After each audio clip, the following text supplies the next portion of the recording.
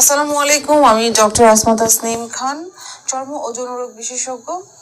কাজ করছি medical director এবং কনসালটেন্ট হিসেবে ভিলামেডিকার সাথে, এবং অ্যাসিস্ট্যান্ট প্রফেসর হিসেবে আছি নর্দার্ন ইন্টারন্যাশনাল মেডিকেল কলেজ এবং হসপিটালে। আজকে কথা বলবো অনেক কমন একটা টপিক নিয়ে। বেসিক্যালি এটা একটা ছেলেদের প্রবলেম, যৌনরোগ জড়িত সমস্যা। এটা হচ্ছে দ্রুত বীর্যপাতের সমস্যা অথবা প্রি ম্যাচিউর ইজাকুলেশন নামে আমরা যেটাকে ইন্ট্রোডিউস করি। সো অনেকেই মনে করেন আপনারা যে আমার দ্রুত বীর্যপাত হয়ে যাচ্ছে, আমি কাঙ্ক্ষিত সময় পর্যন্ত ধরে রাখতে পারছি না, আমার ওয়াইফকে আমি স্যাটিসফাইড করতে পারছি না, এরপর আমি কি করব, এই বুঝি আমার জীবন শেষ হয়ে গেল। বাট কখন এটাকে আমরা আসলে ডিজিজ হিসেবে নিব, দ্যাট মিনস কতটা সময় পর্যন্ত আপনি ধরে রাখতে পারছেন সেটা একটা ব্যাপার, এবং কতটা দিন ধরে আপনার এই ধরনের প্রবলেমটা চলছে সেটাকে আসলে বুঝতে হবে। তাহলে আপনি বুঝতে পারবেন এটা আপনার দ্রুত বীর্যপাতজনিত সমস্যা নাকি অন্য কিছু। আমরা সাধারণত ডক্টররা বলি, আপনি আপনার স্ত্রীর যৌনাঙ্গে আপনার যৌনাঙ্গ প্রবেশের 1 মিনিটের পূর্বেই যদি আপনার বীর্যপাত হয়ে যায় সেটাকে প্রিম্যাচুর ইজাকুলেশন বা দ্রুত বীর্যপাত বলছি, কিংবা আপনি আপনার স্ত্রীর সাথে সহবাসের পূর্বে, দ্যাট মিনস আপনি আপনার যৌনাঙ্গ ইন্ট্রোডিউস করার পূর্বেই যদি আপনার বীর্যপাত হয়ে যায়, দ্যাট মিনস আপনার ওয়াইফের কাছে গেলেই যদি আপনার বীর্যপাত হয়ে যায়, সেক্ষেত্রে এটাকে আমরা বলবো প্রিম্যাচুর ইজাকুলেশন অথবা দ্রুত বীর্যপাতের মতো সমস্যা। এই ধরনের সমস্যাগুলো যদি আপনার 6 মাস বা 6 মাসের অধিকতর সময় ধরে চলতে থাকে তাহলে এটাকে প্রিম্যাচুর ইজাকুলেশন বলা যাবে। কিছু ব্যাপার বলে নিতে চাই। অনেকেই আছেন যারা আপনারা একটা লম্বা সময় পর পর দেখা যায় যে ইন্টারকোর্সের জন্য মিলিত হচ্ছেন, সেই ক্ষেত্রে কিন্তু প্রথমবার যখন আপনি মিলিত হচ্ছেন সেই ক্ষেত্রে আপনার দ্রুত বীর্যপাত হতেই পারে। অনেকেই আছেন যারা হয়তো বা স্ত্রী থেকে কিছুটা দূরে থাকেন, কাজের খাতিরে বা অন্যান্য কোনো কারণে, হয়তো এক একজন এক এক শহরে থাকেন। সেই ক্ষেত্রে একটা সময় পরপর, একটা হয়তো 2 সপ্তাহ বা 1 মাস পরপর আপনি আপনার সঙ্গিনীর সাথে মিলিত হচ্ছেন। সেই ক্ষেত্রে দেখা যেতে পারে যে আপনি যখনই আপনার সঙ্গিনীর কাছে যাচ্ছেন সেই ক্ষেত্রে কিন্তু প্রথমবার বা দ্বিতীয়বার পর্যন্ত আপনার এই ধরনের দ্রুত বীর্যপাতের মতো সমস্যাগুলো হতে পারে। কিংবা এমন হতে পারে যে আপনি মনের ভিতরে অনেক ধরনের এক্সাইটমেন্ট তৈরি হচ্ছে, আপনি আপনার সঙ্গিনীর সাথে আজকে রাত্রে মিলিত হবেন, এটা নিয়ে আপনি বিভিন্ন ধরনের কল্পনা করছেন, বিভিন্ন ধরনের প্ল্যানিং করছেন, এক্সাইটমেন্ট ফিল করছেন আপনার মধ্যে। সো যখনই আপনি রাত্রেবেলা যখন আপনার সঙ্গিনীর কাছে যে মিলিত হলেন, তখনই দেখা গেল যে আপনি নিজেকে স্যাটিসফাইড করার আগে বা আপনার ওয়াইফকে স্যাটিসফাইড করার আগে আপনার বীর্যপাত হয়ে যাচ্ছে। সো এই ধরনের জিনিসগুলো কিন্তু আমরা অনেক ক্ষেত্রেই নোটিস করি।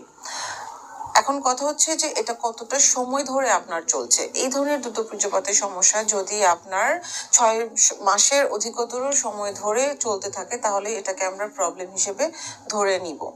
এছাড়া অনেকগুলো কারণ কিন্তু আছে দ্রুত বীর্যপাত হওয়ার। প্রথমেই যেমন আমি বললাম যে ওভার এক্সাইটমেন্ট, প্ল্যানিং, এই জিনিসগুলো কিন্তু একটা কারণ হতে পারে। দ্বিতীয়ত হচ্ছে যেটা, যে যদি আপনার শরীরে লম্বা সময় ধরে কোনো ধরনের ডিজিজ থাকে, দ্যাট মিনস আপনার কিডনি রোগের সমস্যা, লিভারের সমস্যা, হার্টের সমস্যা, কিংবা আপনার হাইপার টেনশন বা ডায়াবেটিসের মতো সমস্যা যদি লম্বা সময় ধরে থেকে থাকে, আপনি মেডিসিন নিয়ে নিচ্ছেন, সেক্ষেত্রে এই ডিজিজগুলো ইটসেলফ যেমন একটা প্রবলেম হিসেবে কাজ করে, আবার আপনি বিভিন্ন ধরনের মেডিসিন খাচ্ছেন, সেগুলোও কিন্তু একটা সাইড ইফেক্ট হিসেবে আপনার বীর্যপাত দ্রুত হতে পারে। সেকেন্ড যেটা বলবো, যদি প্রিভিয়াসলি আপনার সেক্সুয়াল অ্যাসল্টের কোনো ধরনের হিস্ট্রি থাকে, অপ্রাপ্ত বয়সে যদি কেউ সেক্সুয়াল ইন্টার করে থাকেন, এগুলোও কিন্তু অনেক বড় কারণ হিসেবে আমরা ধরে নিচ্ছি। এছাড়াও দেখা যায় যে আপনার যৌনাঙ্গে যদি কোনো ধরনের ইনফেকশন বা ইনফ্লামেশন থেকে থাকে, বিভিন্ন ধরনের ভাইরাস বা ব্যাকটেরিয়াল বা ফাঙ্গাল প্রদাহ থেকে থাকে, সেই ক্ষেত্রে কিন্তু দ্রুত বীর্যপাত হতে পারে, কারণ এগুলো আপনি যখন ইন্টারকোর্সে মিলিত হবেন তখন ব্যথা অনুভূত হওয়ার কারণে এই ধরনের প্রবলেমগুলো হয়। সো যে কারণেই হোক না কেন, ট্রিটমেন্টটা আসলে ইম্পর্টেন্ট। যুগ যুগ ধরে কিন্তু এই ধরনের প্রবলেমগুলো ট্রিটমেন্ট চলে আসছে, বাট আমি আজকে কথা বলবো আপনাদেরকে সাথে অ্যাডভান্স যে ট্রিটমেন্টগুলো আছে সেগুলো নিয়ে। যখন আমার কাছে পেশেন্টরা আসেন, আমি সাধারণত কিছু ইনভেস্টিগেশনস করিয়ে নিই, দেখার জন্য তার হরমোনাল ইমব্যালেন্স আছে কিনা, কোনো ধরনের কোনো ব্লক আছে কিনা। এরপর তার ভাইটালসগুলো আমরা দেখার পর যেটা করতে হয় সেটা হচ্ছে যে আমরা সাধারণত পেশেন্টকে কাউন্সিলিং করি প্রিম্যাচুর ইজাকুলেশনের জন্য, এবং আমরা কিছুটা ফুড সাপ্লিমেন্ট পেশেন্টকে দিয়ে থাকি, কারণ যদি এনার্জি না থাকে এই ধরনের প্রবলেমগুলো কিন্তু অনেক ক্ষেত্রেই আমরা দেখি। এবং অ্যাডভান্স যে ট্রিটমেন্টটা আপনার এই প্রিম্যাচুর ইজাকুলেশনের জন্য সেটা হচ্ছে যে আপনার পিআরপি থেরাপি বা আমরা পি শট বলে থাকি এটাকে। এক্ষেত্রে আমরা পেশেন্টের ব্লাড কালেকশন করার পর এটাকে সেন্ট্রিফিউজ করে হোয়াইট ব্লাডটা এবং রেড ব্লাডটা আলাদা করে নিচ্ছি, এবং এই যে হোয়াইট ব্লাডটা, এই হোয়াইট ব্লাডের মধ্যে প্রচুর পরিমাণে প্লেটলেট থাকে। এই প্লেটলেটের মধ্যে থাকে হচ্ছে আপনার গ্রোথ ফ্যাক্টর এবং সাইটোকাইন, যা আমরা পেশেন্টের পেনিস বা যৌনাঙ্গের মধ্যে ইনজেক্ট করি, যার কারণে তার মাসলটা স্ট্রং হবে এবং বিভিন্নভাবেই তার যৌনাঙ্গটাকে ইমপ্রুভ করবে এবং এই প্রিম্যাচিউর ইজাকুলেশনের মতো প্রবলেমটাকে সলভ করবে। তাছাড়া প্রয়োজন অনুযায়ী আমরা শক ওয়েভ থেরাপিও পেশেন্টকে দিচ্ছি। প্রিম্যাচুর ইজাকুলেশনের জন্য আরেকটা ইম্পর্টেন্ট ব্যাপার হচ্ছে কিছু এক্সারসাইজ।